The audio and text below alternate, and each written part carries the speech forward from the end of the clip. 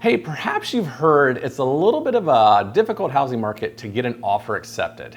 Perhaps you have to offer up a dog or a kid, maybe detail someone's car for a year.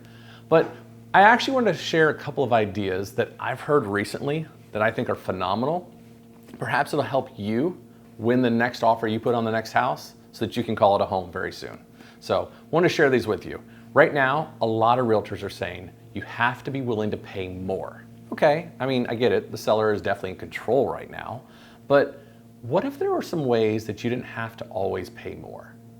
What if there were ways that you could maybe get your offer that's a lower offer accepted that might save you some money?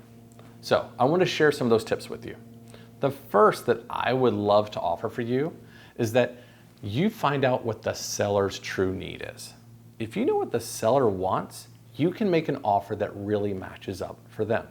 So here's a great one. I heard this recently. A buyer offered the seller Disney passes for a full year. Okay, doesn't cost that much, right? Maybe $1,000, $1,500 a person, but that's a whole lot less than offering $355, $360, $365. So it was a pretty smart idea. Another idea is you find out what else the seller's looking for. Sellers right now are in a difficult spot because just like you, they have to buy a home and have to go somewhere. Except no seller on the home they want will actually accept their offer because they need to sell their house. So what if you help the seller by saying, I'll close on your home and let you stay in it for another month or two? That would be huge because now the seller becomes a almost cash buyer or a really strong buyer on the home they need to buy.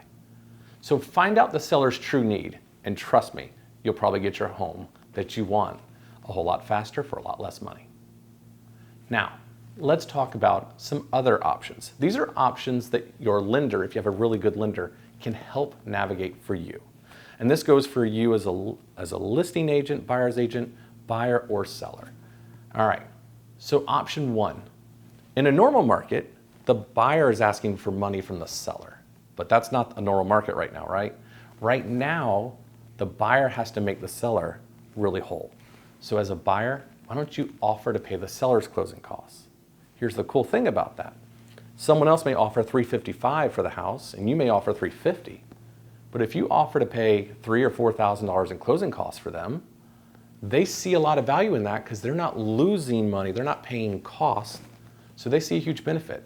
Maybe you pay a little bit less, but here's the other benefit to it, and the listing agent can definitely educate the seller on this. The home doesn't have to appraise for $355 to make this deal work. It only has to appraise for $350. So options like this can really benefit a seller. The second one, offer to pay maybe a percentage, maybe all of the commissions for the realtors. Most sellers don't enjoy paying the cost, but they really don't enjoy paying the commissions. You know, if you look at a home, let's say it's $300,000, you're looking at almost $18,000 in commissions. That's a lot of money that a seller is having to, quote, give up to make this deal happen. So if you don't have to offer a really high price, but can cover the commissions or a part of them, that would be a huge benefit. And a couple of my buyers have used this to get their home. The next option would be if you are putting, let's say, 20% down. If you're putting 20% down, that's a lot of money. But if you have a good lender who can restructure your deal, maybe you only put 10% down and you pay a little bit over, you pay some extra cash over the appraised value that makes the deal work. And my last tip, this one's a lot of fun. You have to figure out one other possible way. What if you walk up as a cash buyer? Now I know you're kind of going, how am I gonna be a cash buyer? Well, we do have some people that have been able to borrow money from family, pull money out of retirement, pull from their investments, and actually walk up and say, I'm a cash buyer. Well, right now a seller really would love a cash buyer.